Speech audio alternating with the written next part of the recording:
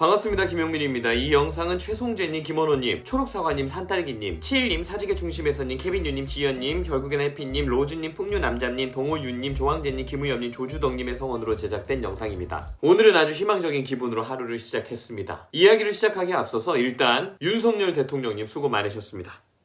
한일 관계 정상화를 위해서 윤석열 대통령이 대승적인 결단을 했고요. 일본 측에서는 성의 있는 호응 조치들이 이어지고 있습니다. 일본은 44개월 만에 수출 규제를 풀지요. 화이트리스트 복원 합의가 이루어졌고요. 절차를 앞두고 있습니다. 한국의 전경련과 일본의 경단련이 한일 미래 파트너십 선언을 발표했습니다. 그럼 지금부터 비정상적이고 광기 어린 시대에 여기저기서 부들부들 떨어서 못했던 이야기 한번 나눠볼까요? 근현대사가 이어지는 동안에, 우리가 놀라운 성장을 하는 동안에 동아시아의 둘도 없는 동반자이자 경쟁자이자 가장 밀접한 협력 상대는 일본이었습니다.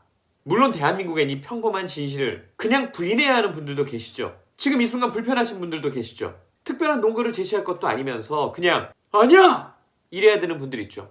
산업의 기반을 벤치마킹했던 역사도, 한 시절 그 나라 유학생들이 성장의 주역으로 활약했던 역사도, 한 시절 그 나라에 진출했던 한국인들이 조국으로 돌아와 성장에 헌신했던 역사도 다 부정해야 되는 분들 계시죠.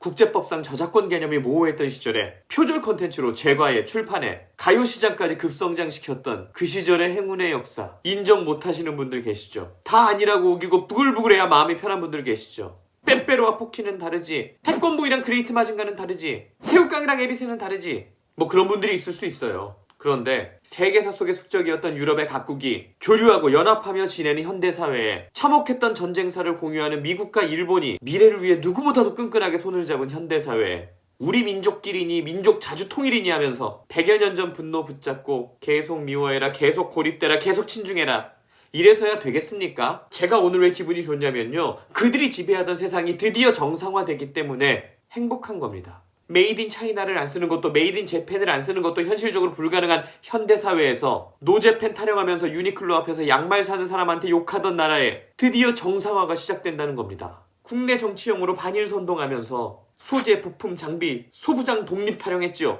예산 쓰고 성과 보고 대회 열고 우리는 일본의 기습 공격에 맞서 소부장을 이뤄냈습니다, 자화자찬하고.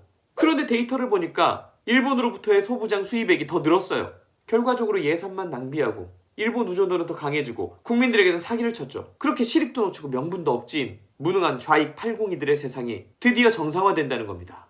한일 관계 정상화는요, 대한민국의 생존과 직결되어 있습니다. 왜일까요? 북핵 문제는 동아시아의 위협이거든. 이걸 부인할 수 있습니까?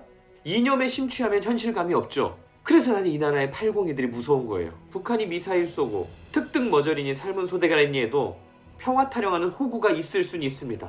그들을 정상국가로 인정하는 바보가 있을 수 있어요. 그런데 국제사회는 저 집단을 정상적인 국가로 보지 않는다는 겁니다. 글로벌 호구 대회에서 평화 타령을 하든 말든 개인의 자유인데 한국 기업이 장사를 하려면 이 나라가 대외적으로 불안정해 보이면 안 된다는 거죠. 자유진영의 안보 연대에 바짝 붙어있으면 좋다는 거죠. 글로벌 공급망이 재편되는 시기에 우리의 국익을 지키려면 안보가 경제고 경제가 안보고 경제 안보가 안보 경제다 이겁니다. 이 당연한 얘기를 다 같이 공감해주면 얼마나 좋아요. 그런데 대한민국엔 한일 공동번영보다 남북 공동번영이 더 땡기는 사람들이 있다는 거죠. 세계 시장에서 경쟁하는 한일 공동번영보다 국제사회 견제받으면서 우리가 가진 거 퍼주는 남북 공동번영이 더 유익하다고 생각하는 인간도 있다는 거예요. 어쩌겠어. 그렇게 생각하는 분들을 어떻게 설득합니까? 그냥 시작부터 논리가 없는데, 그냥 그 발상을 하기까지 아무 논리가 없는데 그러려니 해야죠. 0.73%의 기적으로 인해서 이 나라가 미래세대 발목 잡는 종북 세력으로부터 달아나고 있다는 겁니다. 대북 제재 위반하면서 북한 바라게 하고 실익을 고려하지 않는 중국몽 타령하면서 우방들과의 관계가 좋아질 법하면 거짓 선동하는 그 세력으로부터 멀어지고 있다는 겁니다. 지금 대한민국에서 애국자가 되는 가장 쉬운 방법이 뭘까요? 그 진영에 계신 분들이 그 진영에서 벗어나는 거예요. 그분들이 애국자입니다. 지금 그 진영에서 달아나는 분들이 우리 아이들의 미래를 살려주시는 거예요. 오늘 보셨죠? 탁현민 씨 거짓 선동하는 거. 윤 대통령 의전 받는 사진에 태극기 일장기 나란히 놓고 의전하는 사진에 각도 틀어가지고 일장기에 인사한다고 거짓 선동하는 거 보셨죠? 그게 한국 좌파입니다. 그런 짓거리하고 사과는 합니까? 반성을 합니까? 그들의 역사관에는 사실관계도 없고요, 경과도 없습니다.